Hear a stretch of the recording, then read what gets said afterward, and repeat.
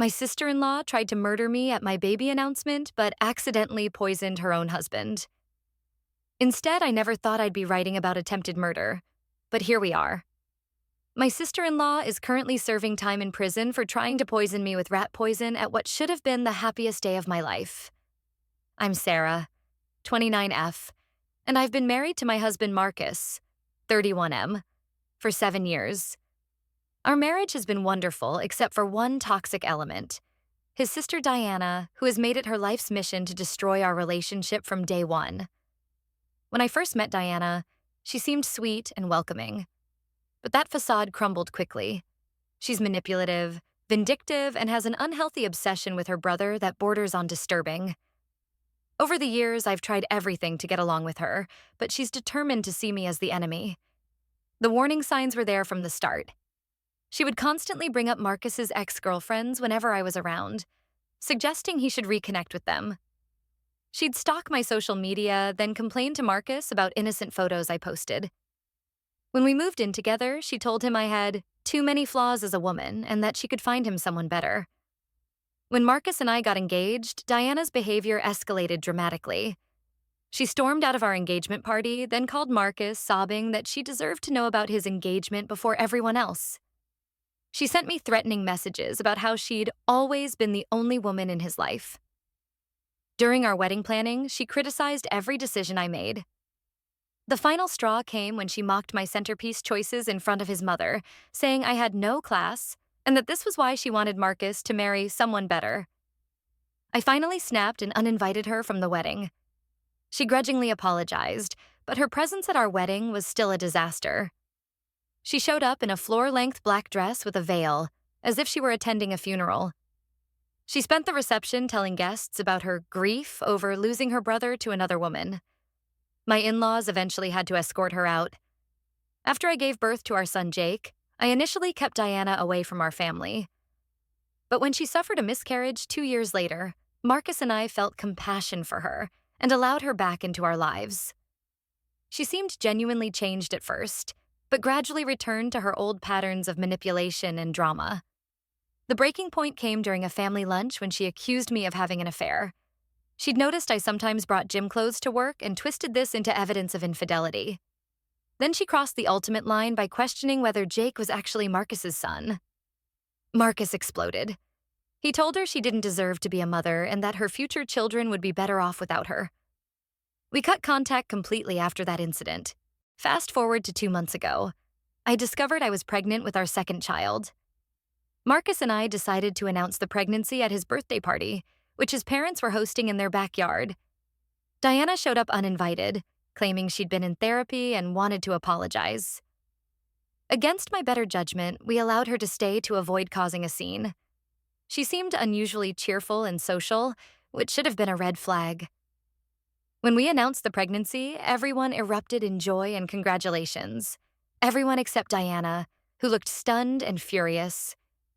She disappeared for a while, then returned with a plate of food for me, claiming she wanted to make up for all the times she'd been nasty. To me. I noticed the plate contained shrimp, which I'm severely allergic to. Disappointed but not surprised by her mistake, I set the plate aside. That's when Diana's husband James approached to congratulate me on the pregnancy. When I explained about the shrimp, he offered to eat the plate so it wouldn't go to waste. 5 minutes later, James was violently ill. He collapsed, pointing at his throat, unable to speak. We called an ambulance immediately. At the hospital, we learned he'd been poisoned. The realization hit me like a freight train. That plate was meant for me. Diana had tried to poison me and my unborn child. If James hadn't eaten it instead, I could have died. When I told Marcus and his parents what happened, they immediately checked their security cameras. The footage was damning. It clearly showed Diana deliberately preparing and serving me the poisoned plate. His parents turned the evidence over to police. Diana was arrested and confessed immediately.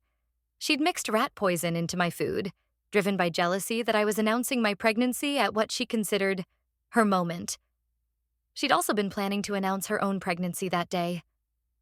Diana was charged with attempted murder, assault, and food tampering. In court, she admitted to years of jealousy and resentment. She'd always wanted one of her friends to marry Marcus and saw me as an outsider who stole her brother away. She claimed she only wanted to make me sick, not kill me, and that her pregnancy hormones made her act irrationally. She even had the audacity to blame me for essentially poisoning her husband by giving him the plate. The judge wasn't swayed by her excuses. Diana was sentenced to several years in prison. James, who suffered severe health complications from the poisoning, divorced her immediately and has remained close to our family.